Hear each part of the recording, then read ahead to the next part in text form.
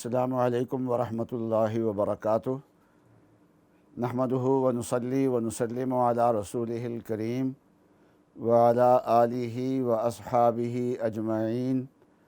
اللہم صلی علی سیدنا و مولانا محمد وعلی آل سیدنا و مولانا محمد وبارک وسلم صلاۃ و سلاما کثیرا کثیرا یا رب صلی وسلم دائما ابدا علی حبیبک خیر الخلق کلہم۔ اما بعد، حضرت تھانوی رحمۃ اللہ علیہ کی کتاب حیات المسلمین کا درس چل رہا ہے، تو اس کتاب کا آخری موضوع ہے امتیاز قومی۔ حضرت فرماتے ہیں کہ یعنی اپنا لباس، اپنی بول چال، اپنا برتاؤ وغیرہ غیر مذاہب والوں سے الگ رکھنا۔ مسلمان اپنی شناخت رکھے، اپنا امتیاز رکھے اور دوسروں کے ساتھ مشابہت اختیار نہ کرے۔ غیر مسلموں کے ساتھ مشابہت سے شریعت نے منع فرمایا ہے۔ غیر مسلموں سے مشابہت دو طرح کی ہے، ایک مذہبی مشابہت ہے، جیسے عیسائیوں نے اپنے گلے میں صلیب لٹکائی ہوئی ہوتی ہے، یا ہندوؤں نے اپنے ماتھے پہ قشقہ لگایا ہوا ہوتا ہے، یہ ان کا مذہبی نشان ہے، قومی نشان نہیں ہے۔ تو ایسی مشابہت اختیار کرنا حرام ہے، اور بعض صورتوں میں یہ کفر اور شرک بن جاتا ہے۔ اس سے بہت زیادہ بچنے کی ضرورت ہے۔ دوسرا ہے غیر مسلموں کا قومی شعار ہو، مذہبی شعار نہ ہو، جیسے کسی زمانے میں پتلون پہننا، چمچی اور کانٹے کے ساتھ کھانا کھانا، یہ انگریزوں کے ساتھ مشابہت تھی، انگریزوں کا شعار تھا۔ اور آج کے زمانے میں یہ ساری دنیا ایک جیسی ہوتی جا رہی ہے، اس لیے مسلمان، غیر مسلم، انگریز، عیسائی، یہودی، ہندو سارے لباس کے اندر یکساں ہوتے چل جا رہے ہیں۔ اس لیے اس میں مشابہت والی وہ بات جو پہلے تھی، جس سے ہمارے اکابر منع کیا کرتے تھے، وہ بات تو اب نہیں رہی۔ ہاں، البتہ یہ بات ضرور ہے کہ جہاں غیر مسلموں سے مشابہت سے ہمیں منع کیا گیا ہے، وہاں ایک چیز کا اور بھی ہمیں حکم دیا گیا، وہ یہ ہے کہ ہم لباس میں اور وضاقتہ میں صالحین کا طریقہ اختیار کریں، جو نیک لوگ ہیں ان کا طریقہ اختیار کریں۔ جیسے نیک صحبت کا اثر پڑتا ہے، ایسے ہی نیک لوگوں کے لباس کا اور وضاقتہ کا بھی انسان کے اوپر اثر پڑتا ہے، اور جیسے برے لوگوں کی صحبت کا اثر پڑتا ہے، ایسے ہی ان کے لباس کا اور ان کے طور طریقے اختیار کرنے کا بھی انسان پہ اثر پڑتا ہے۔ ایک انسان جو ہے وہ داڑھی رکھے، پگڑی باندھے اور شلوار قمیض پہنے اور مسجد میں آئے جائے، اور ایک دن کے بعد وہ محسوس کرے گا کہ میرے اندر جو ہے نا وہ نیکی آ رہی ہے، نیکی کے آثار میرے اندر آ رہے ہیں۔ اب یہی آدمی پتلون پہنے، ٹائی لگائے اور انگریزی بال سر کے اوپر رکھے، پگڑی سر کے اوپر نہ باندھے، ایک دن کے اندر محسوس کرے گا کہ میرا مزاج جو ہے اس کے اندر تکبر آ رہا ہے اور بڑائی آ رہی ہے، یہ چیزیں اس کے اندر آ رہی ہیں۔ ایک تو ہے غیروں کے لباس سے اور وضاقتہ سے بچنا، اور دوسرا یہ ہے کہ اگر ان کی وضاقتہ کسی درجے میں جائز بھی اگر ہو، پھر بھی ہمیں اپنے جو نیک لوگ ہیں، صلحاء ہیں، ان جیسا لباس ہمیں اختیار کرنا چاہیے۔ اب چند قرآن پاک کی آیات حضرت تھانوی رحمۃ اللہ علیہ نے لکھی ہیں۔ شیطان نے اللہ تعالیٰ سے مہلت مانگی تھی کہ یا اللہ قیامت تک مجھے زندگی عطا فرما دیجیے، تو اللہ تعالیٰ نے قیامت تک زندگی دے دی اس کو شیطان کو۔ تو اس نے پھر کچھ وعدے کیے کہ میں انسان کو گمراہ کرنے کے لیے یہ کام کروں گا۔ ان کاموں میں سے ایک کام اس نے یہ کیا، جو وعدہ کیا ہے وہ یہ ہے کہ وَلَآمُرَنَّهُمْ فَلَيُغَيِّرُنَّ خَلْقَ اللَّهِ، کہ میں لوگوں کو ترغیب دوں گا اور میرے کہنے سے لوگ اللہ کی تخلیق کو بدل دیں گے۔ داڑھی منڈانا اور اس طریقے سے بہت ساری چیزیں ایسی ہیں جن کو یہ کہہ سکتے ہیں کہ اللہ کی تخلیق کو بدلنا باقی اس کے مسائل کی تفصیل جو ہے وہ علماء سے پوچھی جا سکتی ہے، یہ مختصر مجلس اس کے لیے کافی نہیں ہے۔ بہرحال یہ داڑھی مڑائی جاتی ہے اور خلاف شرع وضع قطع اپنائی جاتی ہے، تو یہ شیطانی چال ہے، ہمیں اس سے بہت محفوظ رہنا چاہیے اور نبی اقدس صلی اللہ علیہ وسلم کا طریقہ ہمیں اختیار کرنا چاہیے۔ سب سے زیادہ حسین دنیا میں نبی اقدس صلی اللہ علیہ وسلم ہیں، اور داڑھی سے ذرہ برابر بھی حسن میں اگر فرق آتا تو اللہ تعالیٰ نبی اقدس صلی اللہ علیہ وسلم کو داڑھی کا حکم نہ دیتے۔ معلوم یہ ہوا آپ کو جب داڑھی کا حکم دیا اور آپ نے داڑھی رکھی تو معلوم یہ ہوا کہ داڑھی رکھنے کے اندر حسن ہے، داڑھی چھوڑنے کے اندر حسن نہیں ہے، اس لیے انسان کو اہتمام کے ساتھ داڑھی رکھنی چاہیے۔ ہمارے والد صاحب رحمۃ اللہ علیہ فرمایا کرتے تھے کہ یہ شیطان کے خلاف اگلا مورچہ ہے داڑھی، جب اس مورچے میں انسان شکست کھا جاتا ہے اور داڑھی چھوڑ دیتا ہے تو پھر وہ قدم بقدم پیچھے ہی کو ہٹتا جاتا ہے، پسپا ہوتا چلا جاتا ہے۔ اور ہمارے بعض بزرگوں نے فرمایا ہے کہ امید ہے کہ داڑھی والے کی اللہ تعالیٰ ویسے ہی بغیر حساب و کتاب کی بخشش فرما دیں گے، کیونکہ دنیا کے اندر ہی لوگ اتنا برا بلا اس کو کہہ لیتے ہیں کہ اب آخرت میں اس کے حساب و کتاب کی شاید ضرورت پیش نہ آئے۔ قرآن پاک میں حق تعالی شانہ کا ایک اور ارشاد ہے، وَلَا تَرْكَنُوا إِلَى الَّذِينَ ظَلَمُوا فَتَمَسَّكُمُ النَّارُ، کہ تم ظالم لوگوں کی طرف مائل نہ ہو، ان کی طرف اپنا جھکاؤ نہ کرو، اگر ایسا کیا تو تمہیں دوزخ کی آگ چھو لے گی۔ تو غیر مسلموں سے مشابہت اختیار کرنا یہ ان کے طرف جھکاؤ والی بات ہوتی ہے، اس لیے اس جھکاؤ سے انسان کو بچنا چاہیے اور اپنے مقام پہ انسان کو مضبوط رہنا چاہیے۔ حضرت عبداللہ ابن عمر ابن عاص رضی اللہ تعالیٰ عنہ کی روایت اس وقت مجھے میرے سامنے ہے کہ ایک آدمی نے 2 کپڑے پہنے ہوئے تھے جو عصفر سے رنگے ہوئے تھے، عصفر ایک بوٹی ہوتی تھی اس سے رنگے ہوئے تھے، تو رسول اللہ صلی اللہ علیہ وسلم نے فرمایا ان ھذہ من ثیاب الکفار فلا تلبسہما، کہ اے فلاں آدمی یہ لباس جو ہے نا یہ کافروں کا لباس ہے، اس کو مت پہنو۔ حضرت رکانہ یہ پہلوان تھے نا، رسول اللہ صلی اللہ علیہ وسلم کے زمانے میں صحابی رسول ہیں جو پہلوانی میں مقابلہ کرنے کے بعد مسلمان ہوئے تھے، رسول اللہ صلی اللہ علیہ وسلم کے ساتھ پہلوانی میں انہوں نے مقابلہ کیا تھا۔ وہ فرماتے ہیں کہ رسول اللہ صلی اللہ علیہ وسلم کا ارشاد ہے، فرمایا فرق ما بیننا و بین المشرکین العمائم علی القلانس، کہ ہمارے اور مشرکوں کے درمیان پگڑی میں فرق یہ ہے کہ ہم ٹوپی کے اوپر پگڑی باندھتے ہیں اور مشرکین بغیر ٹوپی کے پگڑی باندھتے ہیں۔ اس لیے مطلب یہ ہے کہ ہمیں اتنا معمولی جو فرق ہے غیر مسلموں کے ساتھ اس کا بھی خیال کرنا چاہیے۔ اور حضرت صلی اللہ علیہ وسلم کا ایک ارشاد ہے اور بہت ڈرنے والی بات ہے، بہت ڈرنے والی بات ہے۔ کیا ہے ارشاد؟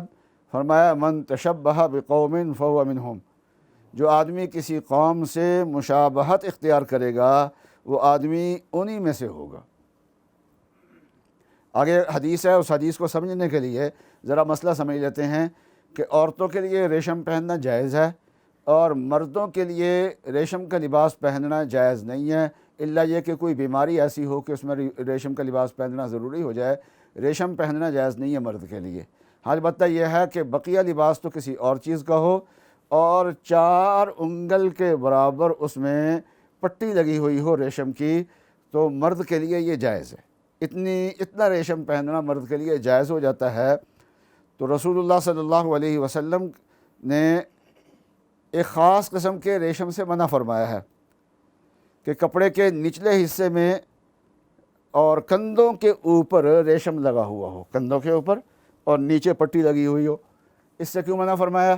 اس لیے کہ یہ کافروں کا طریقہ تھا، تو رسول اللہ صلی اللہ علیہ وسلم نے اس سے منع فرما دیا۔ حضرت صلی اللہ علیہ وسلم کے زمانے میں کفار مشرکین بھی تھے، حضرت صلی اللہ علیہ وسلم نے ان کی مشابہت سے بھی منع فرمایا ہے، اور اہل کتاب بھی تھے جن کا دعویٰ یہ تھا کہ ہم موسیٰ علیہ السلام کے دین پہ چلنے والے ہیں، ہم عیسیٰ علیہ السلام کے دین پہ چلنے والے ہیں، اور مدینہ منورہ میں زیادہ تر یہود تھے جو موسیٰ علیہ السلام کے دین پہ چلنے کا دعویٰ کیا کرتے تھے۔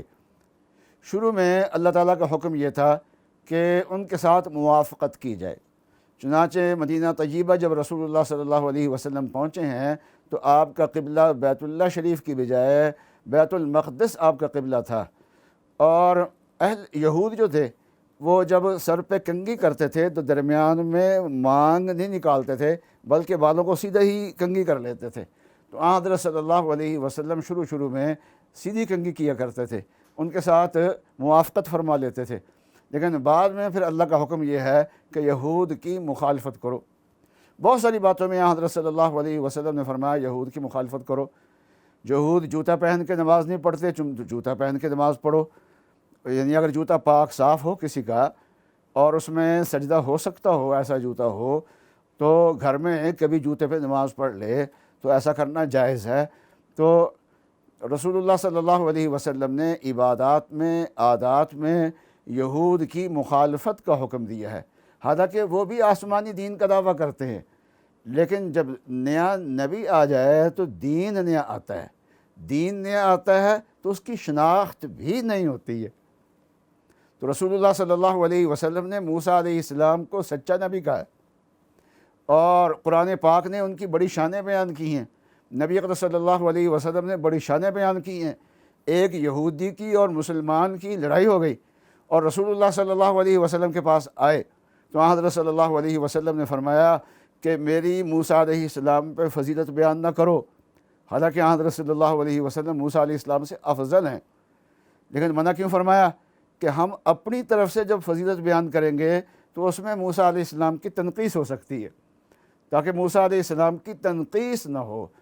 تو اتنا احترام موسیٰ علیہ السلام کا تھا، لیکن اس کے باوجود رسول اللہ صلی اللہ علیہ وسلم نے یہود سے اپنے طریقے کو الگ رکھا ہے، عبادات میں، عادات میں بھی۔ اور جب مرزا غلام احمد قادیانی نے اپنے نبی ہونے کا دعویٰ کیا ہے تو اس کا تقاضا یہ تھا کہ یہ بھی اپنے طرز عمل کو، اپنی عبادات کو، اپنی طرز زندگی کو، اپنی عادات کو مسلمانوں سے الگ کرتا، جیسے رسول اللہ صلی اللہ علیہ وسلم نے اپنے طریقوں کو یہود سے الگ کرنے کا اہتمام کیا ہے، لیکن یہ الگ کرنے کی بجائے اپنے بلکہ اسلامی جو اصطلاحات ہیں ان کو استعمال کرتا ہے، حتیٰ کہ ان کم بختوں نے کلمہ بھی اپنا نہیں بنایا اور کلمہ بھی مسلمانوں والا چوری کیا ہے۔ دنیا میں کوئی قوم ایسی نہیں آئی جو کلمہ چور ہو، یہ ایک قوم ایسی آئی ہے جو کلمہ چوری کر رہی ہے، کلمہ ہمارے والا پڑھ رہے ہیں، لیکن مراد محمد الرسول اللہ سے غلام احمد قادیانی مراد لے رہے ہیں۔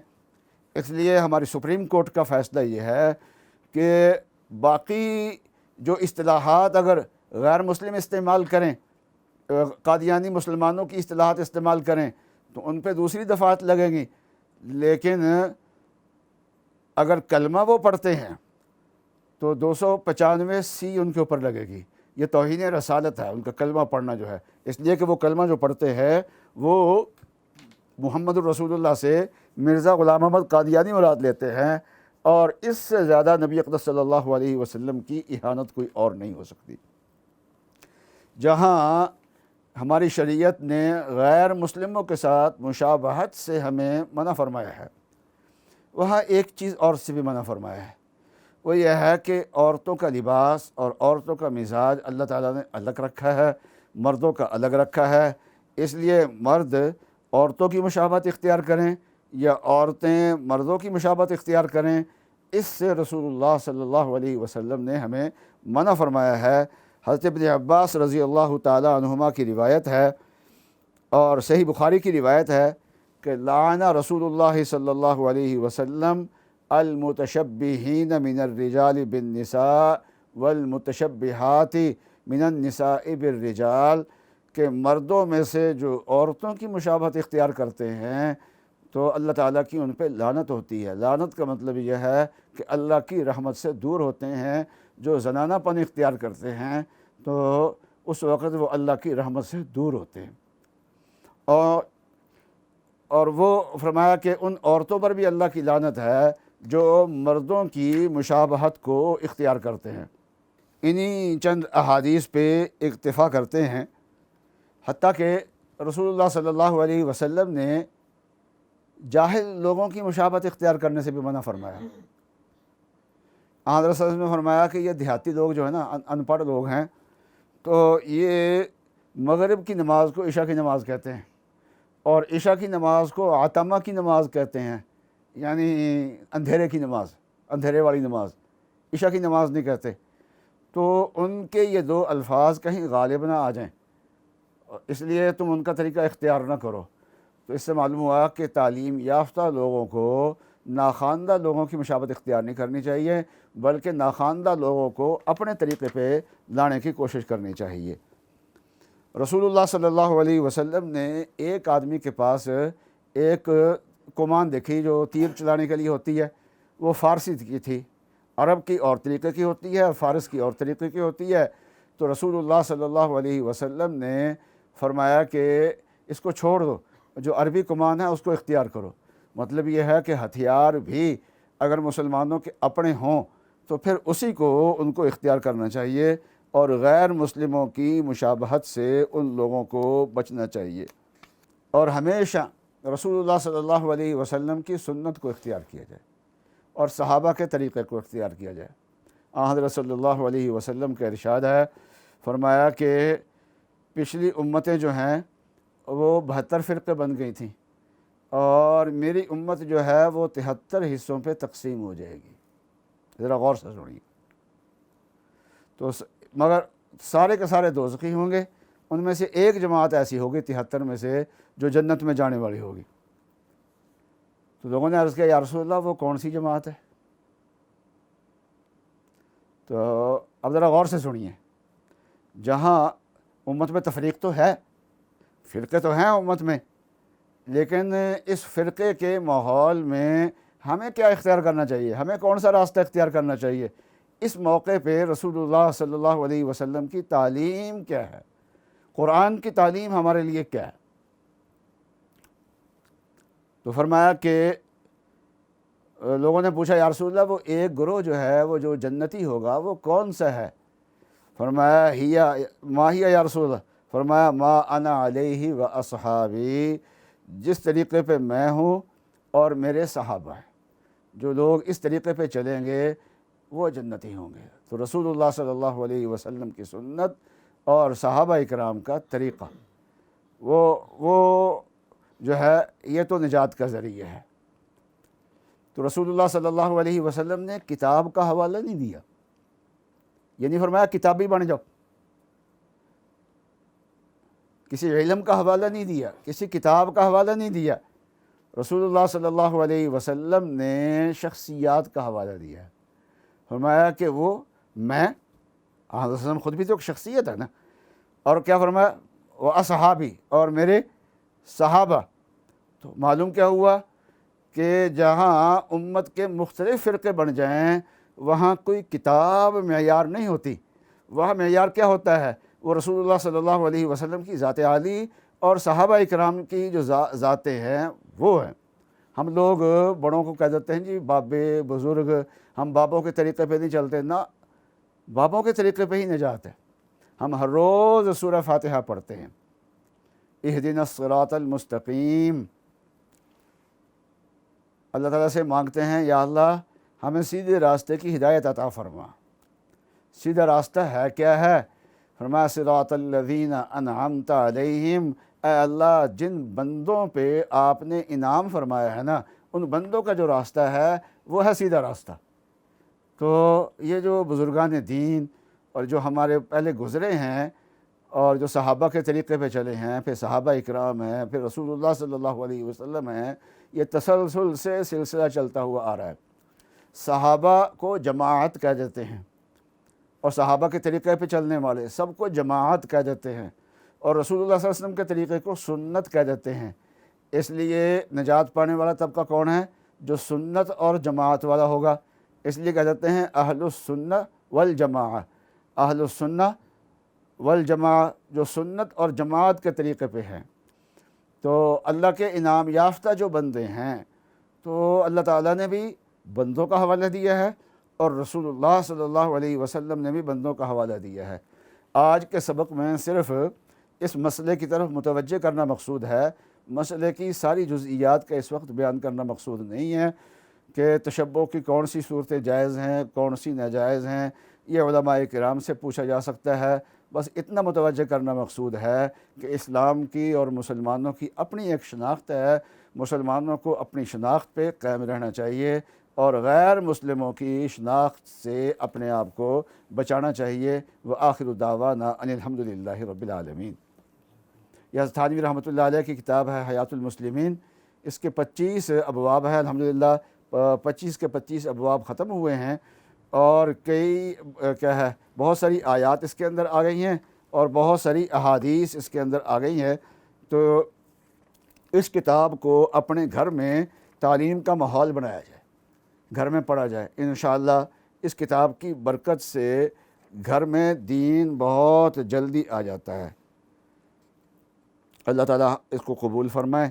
وآخر دعوانا ان الحمد للہ رب العالمین۔